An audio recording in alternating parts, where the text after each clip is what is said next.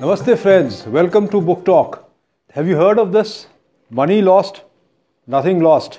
Health lost, something lost. Character lost, everything lost.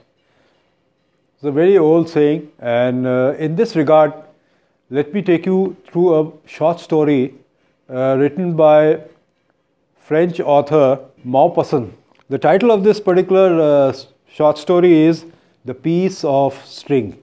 In this story, you'll have to go back at least a century back, I would say. And the surroundings are of a village. And what used to happen in a village is an outcome of this particular story. It's about a particular old farmer and how he suffers. It's got a good suspense at the back. So kindly listen to the entire video, because if you cut it in between, you'll miss out on the suspense. So here we go. The story is set in the little village of Norman. Now this is somewhere in France. It is about several months in the life of a person, an old peasant, a farmer you can say. His name is Hochecon. These are French names, so a little difficult to pronounce. I'll pronounce it again. Hochecon. So on an autumn market, one day, this particular farmer goes to Goderville. That's the place where the market is held. And as he is about to enter the square, he sees a piece of string on the ground. A piece of string in the ground. That's how this story is titled as The Piece of String. And being of the saving kind, generally a habit of keeping small bits at home and save things. So he has a saving nature, and so what he does is he retrieves this piece of string, and as he does that, he becomes aware that an enemy, he's got an enemy, his name is Malandane. He's the local harness maker, is watching him. So as this farmer goes to pick up that string, this particular harness maker, Malandane, he notices is watching him very, very intently. Ashamed to be seen picking up a remnant of a string, the protagonist, or the farmer you could say, furtively hides it in his clothing, and then he pretends to be looking for something very, very valuable on the ground with his head bent over his intent search. He moves towards the market. So what this guy does is that the moment he sees that Malandane, his enemy, is looking at him, he tries to behave as if he is looking for something very expensive which has fallen on the ground. Then he puts his head down and he walks all the way to the market or to the square. And a few hours later, this farmer is having he goes to a restaurant, you can say, and the name of the restaurant is Jordan's, and he's sitting there and having his meal, which is filled with local farmers and local crowd, and it's full of their gossipy chatter and powerful odor of food being cooked. So he's sitting there and he's wanting to have some food. And twice the meal and the chatter are interrupted. First, by the voice of the town crier. Now, town crier is a particular thing that in ancient times used to have people with drums and all this to come and beat the drum and shout aloud about certain messages, important messages to be conveyed. So, twice the meal and the chatter are interrupted. First, by the voice of the town crier, who gravely announces the loss by one Mr. Howlbreck. This is also a French name, a little difficult to pronounce. whole wreck of a pocket book containing 5 francs. So this particular gentleman had lost his pocket book, which you can call it a wallet, in which he had some 500 francs, which was a big amount then. Second, by appearance of the chief of the police. You call them in French gendarmes, and they are the local police. So the chief of the police also, who summons, the chief of the police comes to this particular restaurant, and he summons this farmer to see the mayor on village business. So now this particular farmer is getting trapped into something he doesn't know. So he's getting a little nervous. Leaving his meal, the protagonist or the farmer hurries to the mayor's office, where he is unofficially confronted with the charge of having found Holbrecht's pocketbook and about keeping it with himself. So now look at the crime. This guy is told that you found this particular wallet or the pocketbook and you have kept it with you, and that itself is a crime. The sole witness to the incident is this guy Malandane, and he tells the mayor that Hosh Korn, that is the farmer, has kept it, and this sparks some kind of a rage in the farmer, because he feels the accusation is coming from his enemy, and therefore it is not a valid accusation. His defense is, the farmer's defense is one that he shouts over and over that no one could seriously mistake a pocketbook for a piece of string. So he says that, well, I've picked up a piece of string and I cannot mistake it for a particular wallet which has got some 500 francs. But those present out there do not believe him, and they say so, which enrages this farmer. I'll repeat his name, Hosho Korn, even more. So this farmer gets very upset.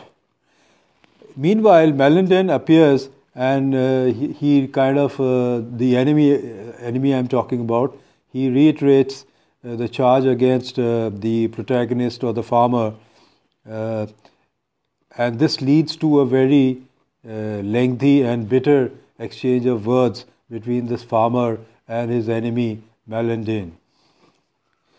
To prove his innocence, the farmer insists on being searched. It's a very obvious thing. If somebody is blaming me that you've stolen something, I'll say you come and search. But no pocketbook or large sum of money is found on him.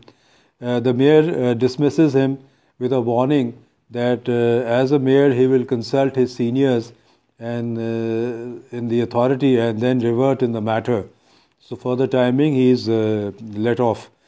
Now out in the village again, this old farmer finds that many of his co-farmers or co-livers in those villages have already heard of the events. Now this is where I was saying that once your character is lost, everything is lost. So now this particular farmer, he's extremely disturbed, and his name I'll repeat for you, Hoshikon. Hoshikon is extremely disturbed now. But to set the record straight, Hoshikon begins to restate what he told the mayor and the others, that he found a piece of string and came across no pocketbook or wallet. To dramatize his points, he turns his pocket inside out. Come and check, he says. He turns his pocket inside out. Both his friends and strangers boldly tell him that they place no faith in his story, and that he is indeed the old rascal and a rogue. So on his way home, this farmer now is very dejected that night, and after his evening meal he again stops his neighbors and strangers, and again goes over his litany of facts that he has not stolen the wallet, and he only had that string, but nobody tries to believe him. So friends, this is what happens if something comes onto your character, it lingers on with you. And sadly, no single peasant or farmer, you could say, steps forward to support his claim of innocence. The day's events make him ill. The next day, however, the pocketbook and its contents are found on the road and returned to the owner. So finally, this pocketbook or the wallet that had gone missing is returned to the owner. In his hour of triumph, Hashekon goes into the village and endlessly recounts the charge made against him the previous day, and then the good news that fully exonerates him. So he's very happy. He feels that the wallet has been found and he's exonerated. But little does he realize life is much more than that.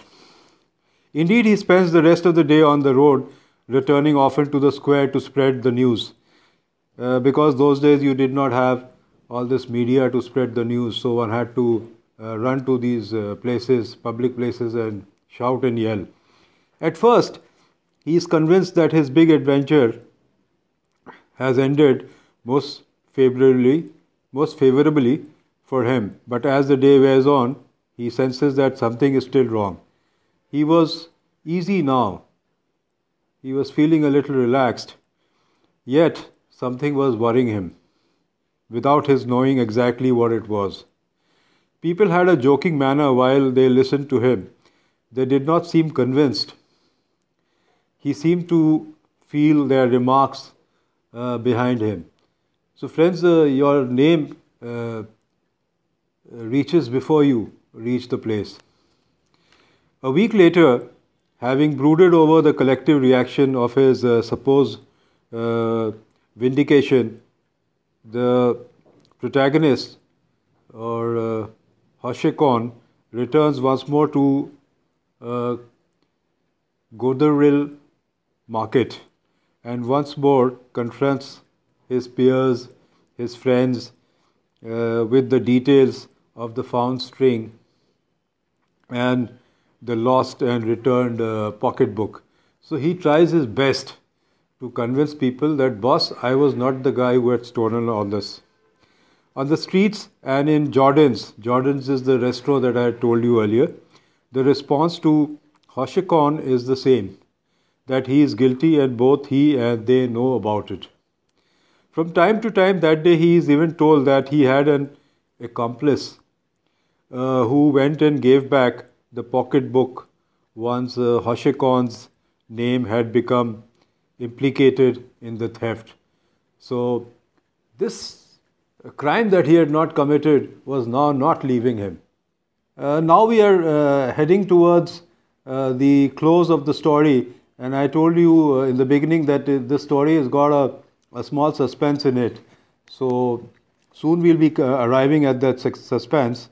Angry, dejected and confused is this farmer, Hashekon, and he's unable to finish his meal at Jordan's and is forced to return home amid the sound of mocking laughter. So he's become a kind of a laughing stock. Going over and over his mind are the events that began one week before when he tries to come to terms with what has happened to him. So just a week before he was a happy man, and today circumstances have really changed his life. But he's sure about one thing. He's unable to prove his innocence because his reputation in Goderville for being crafty is well known. He was perhaps capable of having done what they accused him of, even of boasting of it as a good trick. In other words, his reputation had preceded him, and that did not stand him in good stead. So this is exactly the point I was making. Once your character or once your reputation goes awry, you've had it in life. No matter how much you work for it, it takes a long time to set it right. Once he had prided himself on these tricky business practices, but now he had understood that these practices had predisposed his peasant neighbors and friends about his innocence. The Norman peasant, Norman I mean where the place where he belonged to, the people of there were suspicious of his nature and were ready to think the worst about Hoshekon and what all he could do. So he had a not so okay reputation, but rather a negative reputation. The gross injustice weighs heavily on the protagonist, that is this farmer, Hoshekon. His mind is totally bogged down now. He himself, as being alone in the community, because the author has not spoken anywhere about his family, so it is deemed that he perhaps is alone, and he knows he has no defenders, but he has many accusers. His brooding continues. His mind begins to get affected by his need to convince them that he is not a dissembler or a cheat. Hoshekon goes forth every day in the village, redoubling his efforts to tell them that, boss, I have not committed that crime. I did spy and pick up that string and kept it in my pocket, but no way I had picked up that pocket book or the wallet. But the cruelty of the peasants is such that Hoshekon becomes, in short, an order, butt of public jokes. So he's become a laughing stock, as I told you. So he's extremely disturbed now. The more they ask him to recite his tale of woe, the more elaborate and the more subtle his argument for his innocence becomes. As always, he is never believed. So this is what your reputation does to you. The protagonist falls, finally, now we are at the end of the story. Finally, the Hoshekon, the protagonist, the main guy of this story, falls ill in late December, and he goes underground. He's not seen, and sometime in early January he dies. In his deathbed delirium, his denials of wrongdoing are focused in a single phrase uttered repeatedly, and that is a little bit of string, a little bit of string. So he starts chanting this, and with this he dies. So it's a very sad story, and of course the moral of this story is, friends, the life is very tricky. Even when we go out, we don't know what's going to happen, and we have very huge plans for ourselves. We should plan, but then we should also know that life is extremely tricky, which none of us think so.